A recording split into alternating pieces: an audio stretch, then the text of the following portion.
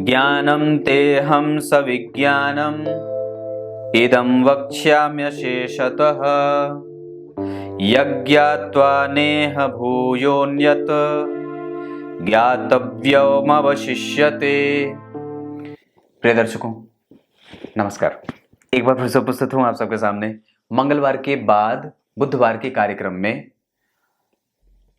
लग्न और नवांश से कर्म क्षेत्रों को कैसे पहचानते हैं, इस पे आधारित एक कार्यक्रम लेकर के उपस्थित हूं। कहीं नहीं जाना है, बिल्कुल बन के रहिएगा। एक कार्यक्रम के आरंभ में एक बड़ी बात बताता हूं, गंभीर, और वो ये है कि अब से आप लोग प्रत्येक दिन के कार्यक्रम को देखने के बाद सुबह वाले और शाम वाले कार्यक्रम में अपना डेट ऑफ बर्थ, टाइम और प्लेस लिखना ना भूलें, साथ में अपने सवाल भी, जो भी सवाल हो।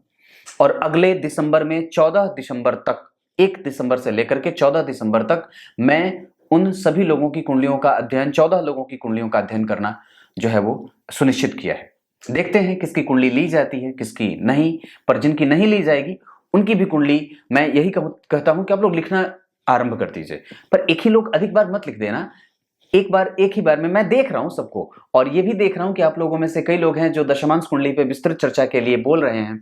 मैं तुरंत शुरू करूंगा, आप निस्संदेह मुझे देखते रहिए।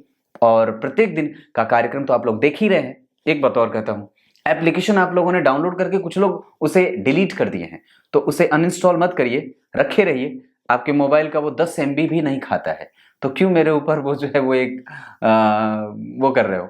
ऐसा ना करिए, उसे रखे रहिए। और आप वहां से मेरे कार्यक्रम, वहां से प्रत्येक दिन का पंचांग और मैं जो वहां लिखता हूं, उसे जरूर आप लोग अपने जीवन में उतारा करिए और किया करिए। शुरू करते हैं आज का कार्यक्रम। कहीं नहीं जाना है, बिल्कुल बन के रहिएगा। कार्यक्रम के आरंभ में बोले गए गीता जी के श्लोक का अर्थ भी बताने वाला हूं, जो बड़ा दिव्य है। आरंभ करते हैं छोटी सी यात्रा।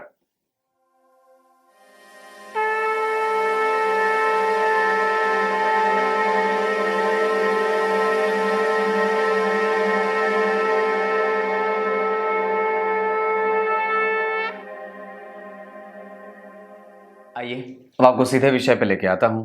यहाँ लग्न और नवांश कुंडली को देख करके कैसे ये बात समझी जाएगी कि मुझे कौन सा व्यवसाय करना चाहिए।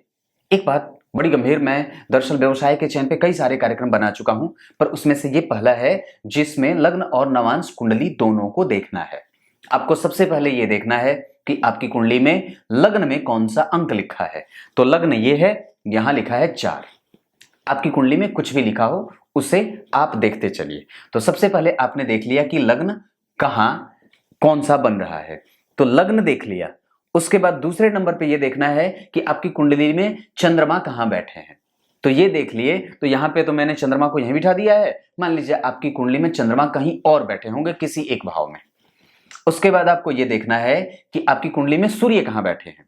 सूर्य और चंद्रमा ही प्रत्येक ग्रहों के फल के धूरी बन जाते हैं, और यही दोनों ऐसे ग्रह हैं जो वस्तुतः फल देने के पहले, प्रत्येक ग्रह फल देने के पहले इनकी ओर मुंह उठा करके ताकता है कि राजा और रानी आप ही हो, आप जैसा बताओगे वैसा ही फल मैं करूंगा। तो इन लोगों का मजबूत होना बड़ा आवश्यक हो जाता है। इसी वजह से व्यवसाय के चयन में इस बात का निर्धारण किया जाता है कि सूर्य और चंद्रमा की स्थिति और लग्नेश की स्थिति कैसी है। तो आपने सबसे पहले यह देख लिया कि लग्न कौन सा बना है। दूसरे नंबर पे आपने ये देख लिया कि सूर्य कहां बैठे हैं, और तीसरे नंबर पे ये देख लिया कि चंद्रमा कहां बैठे हैं। अब आपको ये देखना है कि तीनों में से ज्यादा बलवान कौन है। तो तीनों में से ज्यादा बलवान, अब ये कैसे, अब यहीं पे तो आके फंस जाती है बात कि बलवान कैसे है, ये देखें कैसे। आइए मेरे निकट आपको एक बात बड़ी बताता हूं कैसे बलवान देखना है। तो सबसे पहले लग्न बलवान हो जाएगा क्योंकि लग्न में एक शुभग्रह बैठा, उससे केंद्र में एक शुभग्रह और एक ग्रह उच्च का बैठा है शनि।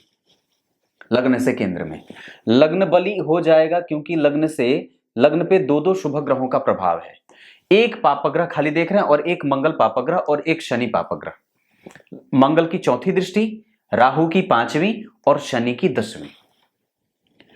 पर एक बात कि प्रत्येक प्रकार के पापक ग्रहों का प्रभाव लग्न पे है, प्रत्येक प्रकार के पापक ग्रहों का प्रभाव लग्न पे है, लेकिन कितने पापक ग्रह और कितने शुभ ग्रह। तो लग्न तो सबसे पहले बलवान इसलिए क्योंकि चंद्रमा यहां के अधिपति यहीं बैठ गए। तो सारे कितने भी देखें, पर फिर भी अगर वो उस भाव का अधिपति है और 2 शुभ ग्रहों का प्रभाव है और इससे केंद्र में यहाँ पे भाव बली हो रहा है, इससे केंद्र का भाव ये बली हो रहा है, इस वजह से लग्न बली हो जाए। ऐसे देखा जाता है कि उस पे कितने शुभ ग्रहों का और कितने पाप ग्रहों का प्रभाव पड़ रहा है, ऐसे देखना होता है। और उसके बाद देखना यह है कि इस पे कौन कौन से भाव के अधिपति देख रहे हैं। तो इस पे जो है वो नवम भाव के अधिपति, भाग्य भाव के अधिपति देख रहे हैं, और शुक्र कौन है, तो सुख भाव के अधिपति देख रहे हैं। तो लग्न को किसने देखा, सुखेश ने देखा। अलग बात है कि रोगेश भी देख रहे हैं, लेकिन भाग्येश भी तो हैं, तो यहां पे प्रतियोगिता भी रहेगी। तो आपको ये ऐसे देखना है कि लग्न, सूर्य और चंद्रमा, इन तीनों में से अंक बनाते जाइए कि किस पे किसकी दृष्टि पड़ी और कितना वो बलवान हुआ। उस भाव का अधिपति है, अगर मान लीजिए चंद्रमा यहां बैठे हैं, मैं अगर यहां से इनको हटा करके और यहां बैठा देता तो ये लग्न फिर भी बलवान हो जाता, क्योंकि लग्न के अधिपति अपनी 7वीं दृष्टि से लग्न को देख रहे हैं। आपको ये सिर्फ देख लेना है कि बलवान कौन हो रहा है, और जब ये बात आप जान जाएं कि लग्न, सूर्य और चंद्रमा में से या तो सूर्य बली हो जाए, जैसे सूर्य यहां पे वृश्चिक राशि में बैठे हैं, लेकिन इससे चौथे भाव में खाली, इससे चौथे भाव में खाली, इस पे राहु की दृष्टि नवी पड़ जा रही है, इस पे मंगल जैसे पापक ग्रह की दृष्टि पड़ रही है, लेकिन वो मित्र हैं और वो जन्म कुंडली के पंचम भाव के अधिपति हैं, तो ये दूसरे नंबर पे बली हो सकते हैं चंद्रमा के बाद, क्योंकि लग्नेश स्वयं चंद्रमा ही है और सूर्य के बाद पहले चंद्रमा की स्थिति ज्यादा मजबूत होती देखी जा रही है, क्योंकि चंद्रमा से केंद्र में दोनों तरफ ग्रह बैठे हैं, इधर भी उस पे शुभ ग्रह का प्रभाव भी है, और राहु यहां बैठे भी हैं, तो मीन राशि के बैठे हैं तो शुभता का प्रभाव ही देंगे। क्लियर है चीज, तटस्थ होंगे, ना तो बहुत ज्यादा अच्छे ना तो बहुत ज्यादा बुरे। पर अब यहां पे आपने ये बात देख डाली कि सूर्य, चंद्रमा और लग्नेश में से कोई एक ग्रह बलवान हुआ। अब मान के चलिए कि मैंने आपकी कुंडली में देख ली कि ये एक ग्रह कोई बलवान हुआ। अब इसको यहां पे बंद करो, अब इसका शटर गिरा देते हैं। अब क्या करना है, अब उस एक ग्रह को आपने देख लिया कि वो कहां बैठा है। अब वो जहां बैठा है ना, जहां पे वो बैठा है, जैसे सूर्य, चंद्रमा और लग्नेश में से जो बलवान दिखा, अब उससे आप 10 घर आगे गिन लीजिए। तो यहां पे चंद्रमा बैठे थे, चंद्रमा बलवान हो रहे थे, तो चंद्रमा से 10 घर आगे जब आप गिनते रहेंगे तो यहां मंगल की राशि बन जाती है। और मंगल को अब ये देखना है, मंगल की राशि बन गई, अब मंगल को ये देखना है नवांश कुंडली में। अब आए, आप नवांश चार्ट खोलिए, नवांश चार्ट खोल लिया, वहां पे ये देख लीजिए कि मंगल किस राशि में बैठे हैं, मंगल किस राशि में बैठे हैं। जो ग्रह बलवान हुआ उससे 10वें भाव को देखा, 10वें भाव में जो राशि बनी वो किसकी राशि बनी, वो मंगल की राशि बनी। वो मंगल नवांश कुंडली में कहां बैठे हैं, तो वो मंगल बैठे हैं नवांश कुंडली में 5 नंबर की राशि में। तो जहां मंगल बैठे होंगे उस राशि के अधिपति से संबंधित आप व्यवसाय कर सकते हैं।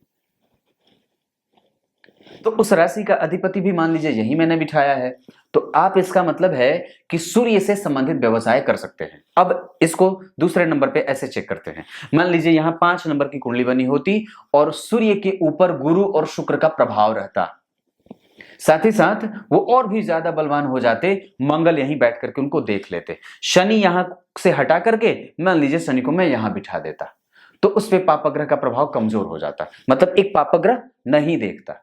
राहु मान लीजिए यहीं बैठ करके देख रहे होते, कोई दिक्कत नहीं है, तो सूर्य बलवान हो जाते।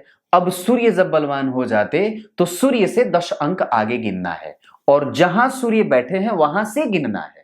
सूर्य यहां बैठे हैं तो अब आपको यहां से 10 घर आगे गिनना होगा, तो 1 2 3 4 5 6 7 8 9 10। तो सूर्य अगर बलवान हुए तो सूर्य से 10 अंक आगे जो राशि बनेगी उस राशि का अधिपति जहां नवांश में बैठा होगा, जिस राशि में, उस राशि के अधिपति से संबंधित आप व्यवसाय कर सकते हैं। बात समझ में आ रही है ना? ये ऐसे ही देखना है। व्यवसायों का चयन कई प्रकार से होता है, इस पे मैं एक पूरी सीरीज ही बना दूंगा, आपको कोई दिक्कत ही नहीं होगी, आप आराम से वो देख करके यूं समझ जाएंगे, झटपट से बात खत्म, चटपट वाली। अब आइए आपको कार्यक्रम के आरंभ में बोले गए गीता जी के श्लोक का अर्थ बता देता हूं। गीता जी के 7वें अध्याय के दूसरे श्लोक में भगवान ने बात कही है। क्या कही है? कुछ नहीं कही है। कहना क्या है? कहा यही है कि अब वो यहां से ये बात बताएंगे कि योगों में समाविष्ट करके खुद को और योगों में उपस्थित या फिर अपने मन को किस तरीके से जो व्यक्ति मेरे तरफ आकृष्ट होकर के मंत्रों का जप करे, पूजा करे, पाठ करे, मुझ में लीन रहे, मुझे याद करता रहे, मुझसे ही मांगा करे, मुझसे ही ना मांगा करे, मुझसे कुछ भी ना मांगा करे, मुझसे ही सब कुछ मांगा करे, उसकी स्थिति मैं आगे बताने वाला हूं। यहां से अब भगवान श्री अर्जुन को ये सारी बातें बताने वाले हैं। आप लोगों को मैंने ये बात कही थी कि मैं जो है वो YouTube पे शॉर्ट्स बना करके डालूंगा, छोटे छोटे YouTube पे वो कार्यक्रम गीता जी के श्लोक का, वो तुरंत छोड़े ही दिनों में शुरू कर दूंगा, पर अलग तरीके से। देखता हूँ कैसी स्थिति बनती है। तब तक के लिए इजाजत दीजिए। कल एक बार फिर से उपस्थित होंगे आप सबके सामने। तब तक के लिए बहुत बहुत नमस्कार।